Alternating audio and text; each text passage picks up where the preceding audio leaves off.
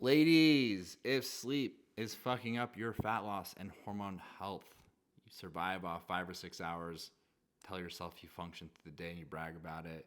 That's all I need, I'm good.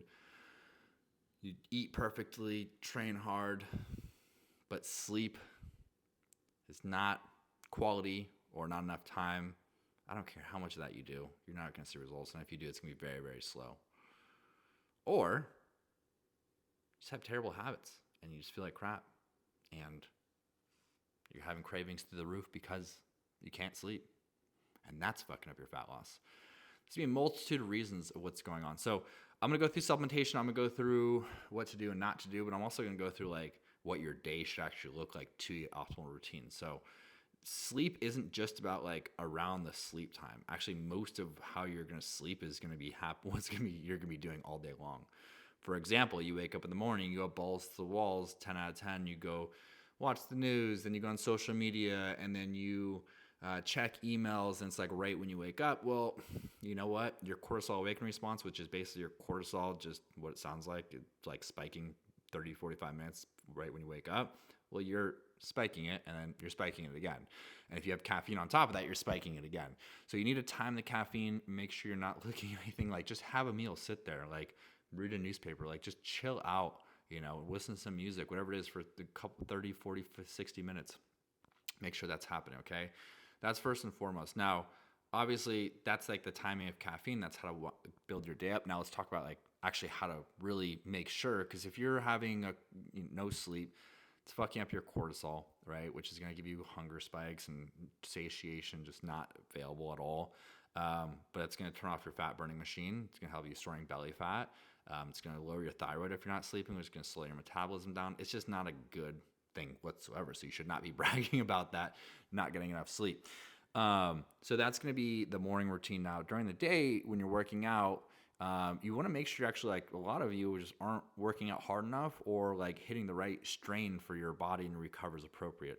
So if you have a Whoop band or Apple Watch, like they'll tell you how much to push based on your recovery and your sleep that night before and your HRV score. But if you don't, you need to make sure you are hitting probably some things that will help you alternate from a parasympathetic to sympathetic nervous system response in your workouts. The air bike, a ski erg, rower, even like a stand-up bike, a spin bike, trying to think what else. A sled, anything that's gonna be pushing really, really hard, all out for like 10, 30 seconds, working hard. Think like a sprint. And then you're just recovering for an equal or double or triple even amount of time.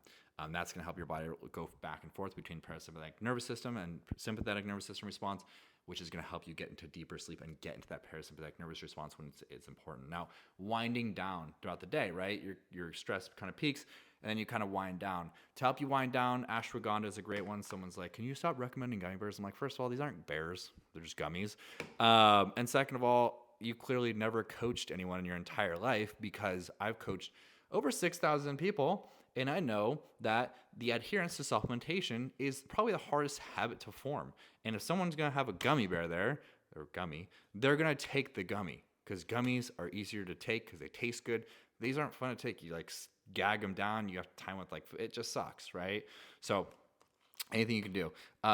Cravings crusher, ashwagandha, you take around like 3 or 4 p.m. to kind of help you ease down. You don't want to just depend on supplementation, because if you're just depending on supplementation, but the rest of your day looks like shit, you're dead in the water. Like if you're depending on that, that's like you're going to get literally the last 5 or 10% of what you actually need out of the supplementation. The rest of it's going to come from exercise and routine, right? So speaking of wind down routine, after you if you work say until like 5 p.m., do a 5-minute meditation or some box breathing or a contrast shower, Epsom salt bath, or a cold plunge, something you could do to kind of bring your nervous system back down and kind of like chill you out for the evening.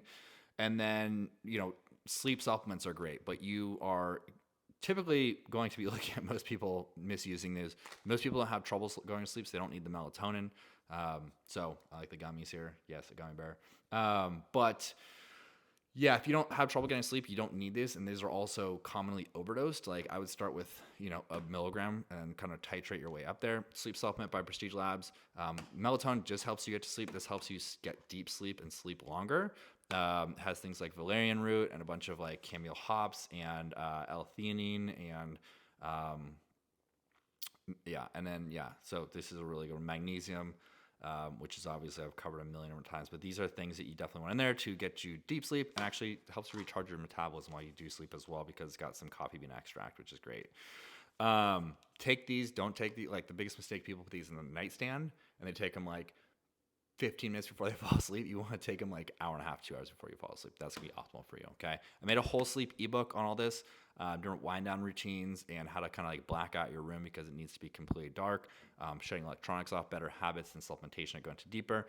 The sleep ebook on Instagram at Dylan A. Conrad. I will send it to you. Just DM me sleep ebook. All right. Talk to you soon.